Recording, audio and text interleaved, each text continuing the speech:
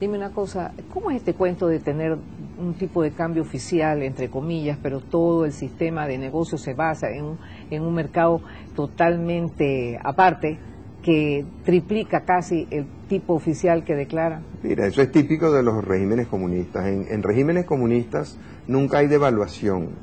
Y de hecho tú te fijas en la Unión Soviética, en su época, o en Cuba hoy en día, el tipo de cambio oficial no tiene nada que ver con el tipo de cambio extraoficial. ¿Qué es lo que permite el tipo de cambio oficial? Que los burócratas o que los militares afectos al régimen o que los mercachifles vinculados con el régimen consigan las divisas, en el caso venezolano, a 2.15 bolívares por dólar y después las revendan en el mercado a 6.50, 6.70, 7 y se ganen la diferencia y luego la reparten entre los que entregan los dólares y los que los cambian. Y obviamente es un esquema que ha funcionado, bueno, es uno de los esquemas de corrupción más elementales y más fáciles de implementar. Y lógicamente todos los bienes transables, para poder uno comprarlos, tiene que ir sobre el tipo de cambio extraoficial. Claro, es una manera de empobrecer a la gente, ¿sí? Porque el ciudadano común le hacen creer y le fijan el salario en base al tipo de cambio a 2.15, por eso el presidente dictador habla de que en Venezuela el salario mínimo es de 300 y tantos dólares, claro, al tipo de 2.15, pero cuando esa persona va al mercado a comprar, resulta que todo se transa a 7 o más, porque si no, no se consiguen los bienes. Entonces, es una manera, primero, de enriquecerse el régimen con toda su macolla de corrupción, pero además de enriquecerse los jerarcas y los vinculados al régimen, una manera de empobrecer a la población y hacerla más dependiente.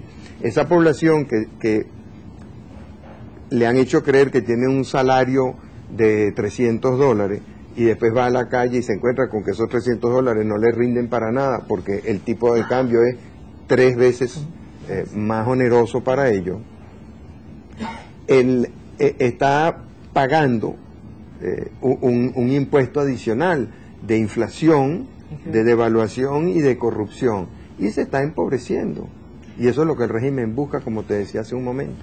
Para irnos un corte voy a dejarte planteado el tema, ¿qué puedes hacer para unificar a la oposición? Vamos a un corte, enseguida volvemos. ¿Qué piensas de lo que te pregunté? ¿Cómo vas a hacer?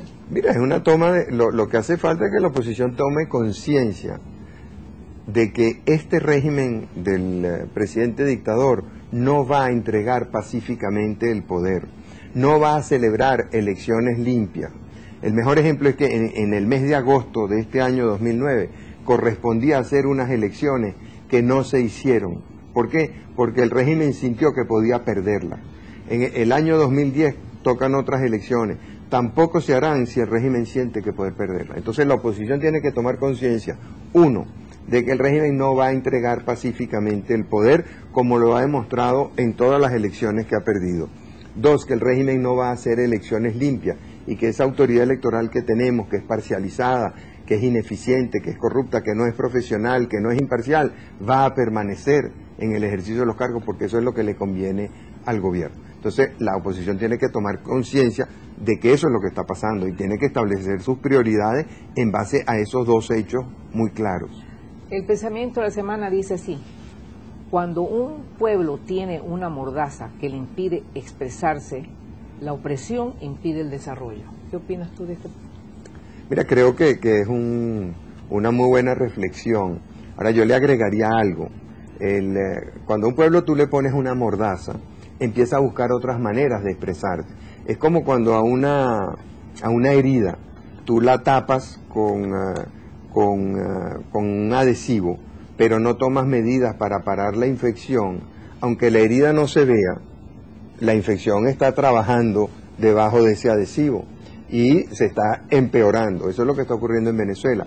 Al no tener la gente la oportunidad de expresarse libremente, al no tener la gente la oportunidad de circular libremente, de organizarse libremente, se va descomponiendo el organismo social y eso lo que augura es violencia.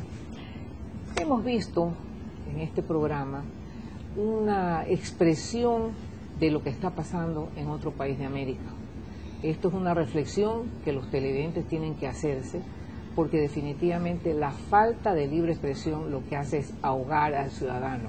Y en el momento en que uno no se puede expresar, la situación interna, psicológica de ese ciudadano es sinceramente deprimente. Por lo tanto, en América Latina tenemos que priorizar la libertad de expresión como un medio importante para recuperar y mejorar nuestro nivel de vida, que es tan importante porque América Latina está llena de jóvenes. Ellos lo que necesitan es prosperidad y oportunidades, y el empleo no se hace con opresión, se hace en libertad.